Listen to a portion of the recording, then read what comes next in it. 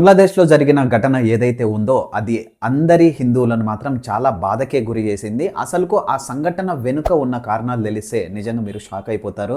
ఇవి ప్రతి ఒక్కరూ తెలుసుకోవాల్సిన విషయాలు. ఎందుకంటే ఇప్పుడు జరుగుతున్న రాజకీయాలు, అది ఏ దేశంలోనైనా ఇప్పుడు రాజకీయాలు ఓన్లీ మతపరమైన రాజకీయాలు జరుగుతున్నాయి కానీ ఎక్కడ విద్య, వైద్యం అండ్ డెవలప్మెంట్కు సంబంధించిన రాజకీయాలు మాత్రం జరగడం లేదు. ప్రతి ఒక్కరు మీరు అబ్రాడ్లో చూసినారంటే, అంటే యూరోపియన్ కంట్రీస్లో చూస్తే మీరు క్రిస్టియన్ కంట్రీస్ అని వాళ్ళ పేర్లు చెప్పుకొని వాళ్ళు ఓట్లు అడగడం, అండ్ హిందూ కంట్రీస్లలో మేము హిందువులు అని చెప్పి వాళ్ళు ఓట్లు అడగడం, అండ్ ముస్లిం కంట్రీస్లలో వాళ్ళు ముస్లింలు అని చెప్పి ఓట్లు అడగడం జరుగుతుంది. ఇదంతా పార్ట్ ఆఫ్ మన లైఫ్ స్టైల్లో ఒక పార్ట్ అయిపోయింది. ఎందుకంటే ఇప్పుడు మతం పేరుతో చాలా అరాచకాలే జరుగుతున్నాయని చెప్పడానికి ఇదే మెయిన్ రీజను. దీనివల్ల అమాయకులైన వాళ్ళు వాళ్ళ ప్రాణాలను పోగొట్టుకున్నారు. ఎందుకు వాళ్ళ ప్రాణాలు పోతున్నాయి, అసలు అమాయకుల ప్రాణాలు దీంట్లో ఎందుకు తీసుకున్నారు అనే దాని గురించి నేను మీకు ఈరోజు అసలు ఢాకాలో బంగ్లాదేశ్లో ఏం జరిగింది, ఎందుకు జరిగింది అనే దాని గురించి నా ఒపీనియన్, పర్సనల్ ఒపీనియన్ నేను మీకు చెప్పడం జరుగుతుంది. ప్రతిరోజు నా ఛానల్లో 7 గంటలకు ఒక వీడియో ఉంటుంది. ప్లీజ్ లైక్ చేసుకోకపోతే ప్లీజ్ లైక్ చేయండి, సబ్స్క్రైబ్ చేసుకోకపోతే ప్లీజ్ సబ్స్క్రైబ్ చేసుకోండి.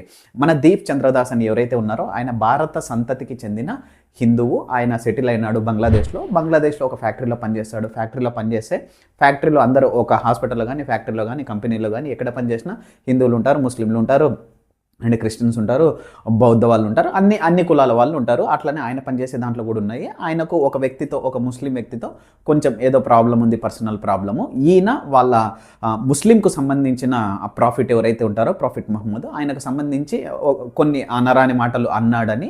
అండ్ ఈయన చాలామంది హిందువులలో మీరు చూసినారంటే ఎవరు ఎక్కువ దేవుని నమ్మరు, అందరు దేవుళ్ళు సమానమని నమ్మే హిందువులు చాలామంది ఉన్నారు. 50% ఉన్నారు ఇండియాలో అయితే.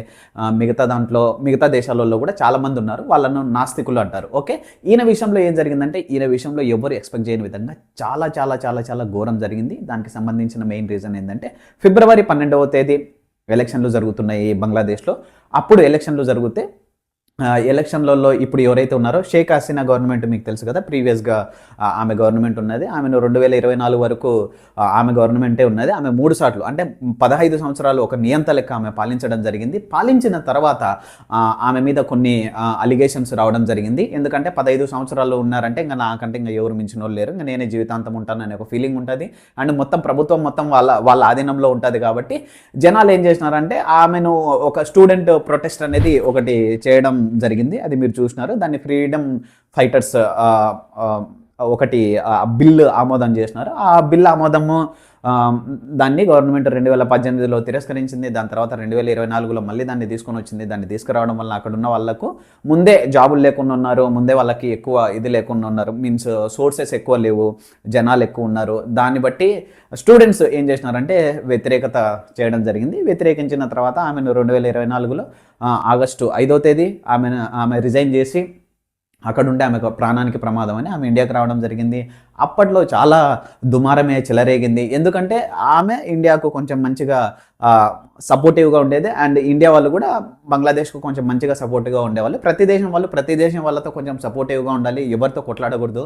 అండ్ కొట్లాడితే తెలుసు కదా, ఎగుమతులు దిగుమతులు ఏవైతే ఈ దేశం నుంచి ఆ దేశం పోతాయో, ఆ దేశం నుంచి ఈ దేశంకి వస్తాయో అవి జరగవు. ఓకే, సో ఈమె అట్లా పోయింది కాబట్టి అప్పుడు ఆమె పోయినప్పటి నుంచి అక్కడ ఎవరు లేరు. అండ్ ఒక అడ్వైజర్గా, మెయిన్ అడ్వైజర్గా అంటే ఒక పిఎం లాగా ఒక ఆయనను పెట్టినారు. ఆయన పేరు మహమ్మద్ యూనిస్. ఆయన నోబెల్ ప్రైజ్ ఆయనకు వచ్చింది. రీజన్ ఏంటంటే ఆయన బ్యాంకింగ్ సెక్టర్లో ఏదో మంచిగా పర్ఫార్మెన్స్ చేసినాడని ఆయనకు నోబెల్ ప్రైజ్ వచ్చింది. ఆయన నోబెల్ ప్రైజ్ గ్రహీత. ఆయన ఆధ్వర్యంలో ఇట్లాంటివి జరగడం అనేది ఎవరు ఎక్స్పెక్ట్ చేయలేదు. సరే, ఇప్పుడు ఫిబ్రవరి 12 మొత్తం బంగ్లాదేశ్ గవర్నమెంట్ అందరు కలిసి ఒక డెసిషన్ తీసుకుంది. డెసిషన్లో ఏం ఫిక్స్ అయినారంటే, ఫిబ్రవరి 12 ఎలక్షన్లు పెడదామంటే, ఎలక్షన్లు పెడితే లాభం రావాలంటే హిందూ ముస్లిం అనేది కొట్లాటలు జరగాలి.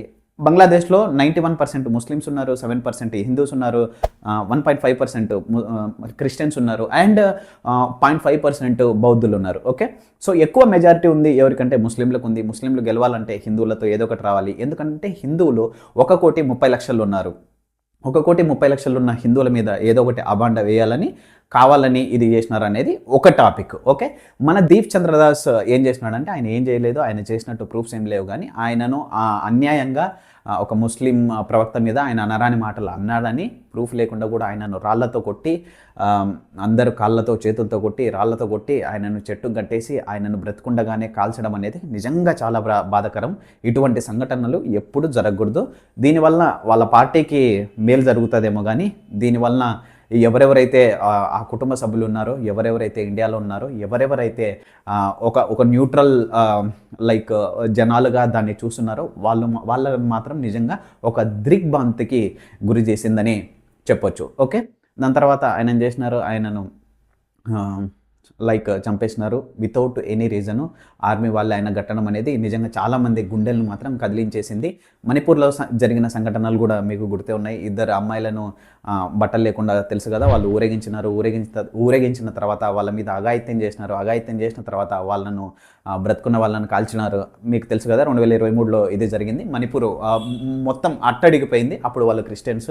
దాని మీద మోడీ గారి మీద కూడా చాలా ఇవే జరిగినాయి. అసలు ఇవి ఎందుకు జరుగుతున్నాయి, దానికి సంబంధించిన రీజన్స్ ఏంటంటే, ఎప్పుడు పాలిటిక్స్ జరిగిన ఒక ఇన్సిడెంట్ జరుగుతుంది. అది మన దేశంలో కాదు, వేరే దేశంలో కాదు, ఏ దేశంలోనైనా ఇది కామన్ అయింది. ఇది క్వైట్ కామన్ అయింది. దీనివల్ల ఏం చేస్తారంటే మెజారిటీ ఉన్న వాళ్ళు విన్ అవుతారు. ఇప్పుడు భారతదేశంలో 80% హిందువులు ఉన్నారు. ఏదన్నా ముస్లింలు కొంచెం అగేనెస్ట్ మాట్లాడితే హిందువులకు ఫైదా అవుతుంది, అవునా?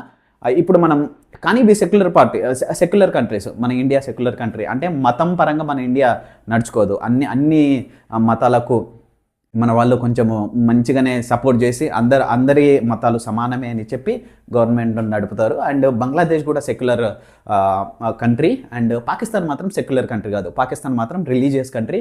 పాకిస్తాన్లో మాత్రం ముస్లిం వాళ్ళది ఏం చెప్తే అది జరుగుతుంది. ఒక్కొక్క కంట్రీలో ఒక్కొక్కరు ఉంటారు. అండ్ ఇప్పుడు మెయిన్ మనం తెలుసుకోవాల్సింది ఏంటంటే, ఇప్పుడు అఘాయిత్యాలు జరిగింది బంగ్లాదేశ్ హిందువుల మీద. బంగ్లాదేశ్ హిందువులు, బంగ్లాదేశ్ ముస్లింలు, ఓకే, ఇండియన్ హిందువులు, ఇండియన్ ముస్లింలు, అండ్ ఆఫ్రికన్ హిందువులు, ఆఫ్రికన్ ముస్లింలు, అమెరికన్ హిందువులు, అమెరికన్ ముస్లింలు, ఓకే, వాళ్ళు అక్కడ సిటిజన్షిప్ తీసుకున్నారు, వాళ్ళు అక్కడ ఉన్నారు. కాబట్టి అందరూ ఒకటే క్వశ్చన్ చేస్తున్నారు, మోడీ గారు ఎందుకు రెస్పాండ్ కావడం లేదని. మోడీ గారు ఎందుకు రెస్పాండ్ కావడం లేదంటే, ఇప్పుడు మన ఇండియాలో జరిగిన దానికి ఆయన రెస్పాన్సిబిలిటీ ఉంటాడు. 100% మోడీ గారు రెస్పాన్సిబిలిటీ ఉంటారు. ఇప్పుడు వరల్డ్ వైడ్గా వీళ్ళు పోయి పొట్టగుట్టి కోసం వాళ్ళు పోయి సెటిల్ అయిన దానికి ఆయన ఏం చేయలేడు, ఓకేనా? చేయలేడు, చేస్తాడు. ఆయన సైలెంట్గా ఉన్నాడంటే, ఇప్పుడు ఒక కొట్లాట జరిగిన తర్వాత ఆ వ్యక్తి కొంచెం సైలెంట్గా ఉన్నాడంటే, అట్లాంటి వ్యక్తిని మాత్రం మీరు ఎప్పుడు నమ్మగరి. సైలెంట్గా ఆవేశంలో మాట మాట్లాడితే సరిపోతుంది, కానీ ఆ ఆవేశంలో సైలెంట్గా ఉన్నాడంటే వాళ్ళు చేసేది చాలా డేంజర్గా ఉంటుంది. మోడీ గారిని మాత్రం మనం 100% ఈ విషయంలో నమ్మొచ్చు. ఆయన మన ప్రధాని. బీజేపీ పార్టీ తరఫున, హిందుత్వ పార్టీ, బీజేపీ అంటే హిందుత్వ పార్టీ, అట్లాంటి పార్టీ తరఫున వచ్చి ఇన్ని సంవత్సరాలు ఉన్నాడు కాబట్టి ఒక హిందువును అంత దారుణంగా ఇది చేసినాడంటే గుర్తుపెట్టుకోండి. అండ్ పాలిటిక్స్కి సంబంధించిన విషయం ఏంటంటే, ఎక్కడ ఏం జరిగినా అన్యాయమైన జనాలు ప్రాణాలను కోల్పోతున్నారు. వాళ్ళ వలన ఎవరైతే పార్టీకి సంబంధించిన పెద్దలు ఉన్నారో, లీడర్లు ఉన్నారో వాళ్ళకు లాభం జరుగుతుంది, కానీ ప్రాణాలు అన్యాయంగా పుణ్యం ఎరగని వాళ్ళకు జరుగుతుంది. ఓకే, సో ఇప్పుడు అక్కడ ఒక స్టూడెంట్ ఉన్నారు. ఇప్పుడు ఏం జరిగింది, బంగ్లాదేశ్ ఎందుకు అడుగుపోతుందంటే, ఒక ఆయన ఉన్నాడు కదా, హౌదీ అని పేరు చెప్తారు, మర్చిపోయినా, షఫీ ఉస్మాన్ హౌదీ, ఓకే. ఆయన ఏం చేసినాడంటే యాంటీ ఇండియన్ ప్రొటెస్ట్ చేశాడు. మన ఇండియన్ తిడతారు, వేరే దేశంలో మన ఇండియన్ తిడితే ఆ దేశంలో కొంచెం వాళ్ళకి గౌరవం ఎక్కువ పెరుగుతుంది. ఎందుకంటే ఇండియా కొంచెం డెవలపింగ్ కంట్రీ ఉన్నది. 2020లో బంగ్లాదేశ్కు మనకంటే కొంచెం జీడిపిలో కొంచెం బెటర్గా ఉన్నారు, కానీ దాని తర్వాత కూలిపోతూనే ఉన్నారు. హిందువుల టెంపుల్ నాశనం చేస్తున్నారు, అండ్ హిందువులను టార్చర్ చేస్తున్నారు. ఇవి ప్రతి దేశంలో జరుగుతున్నాయి. మెజారిటీ ఉన్న వాళ్ళు ప్రతి దేశంలో ఈ విధంగా చేయడం జరుగుతుంది. ఇవి జరగకూడదు. దీనికి ఏదో ఒకటి సొల్యూషన్ అయితే రావాలి, అది వస్తుంది కూడా. ఎందుకంటే జనాలు ఒకసారి రివర్స్ అయినారంటే మొత్తం తలకిందులు అయిపోతుంది, అది గుర్తుపెట్టుకోండి. ఈ షఫీ ఉస్మాన్ హదీ ఎవరైతే ఉన్నారో, ఈయన ఒక స్టూడెంట్ ప్రొటెస్ట్ని, షేక్ హసీనా గవర్నమెంట్ని దించడానికి ఈయన ట్రై చేసినాడు. ఈయన ఏం చేసినాడంటే, నెక్స్ట్ ఈయన ఎలక్షన్లలో నిలబడాలి ఇండిపెండెంట్ కానీ ఈయన ప్లాన్ చేసుకున్నాడు. ప్లాన్ చేసుకున్నప్పుడు ఏమైంది, ప్లస్ మైనస్ కొంచెం అటు కొంచెం ఇటు అయింది కొన్ని విషయాలు.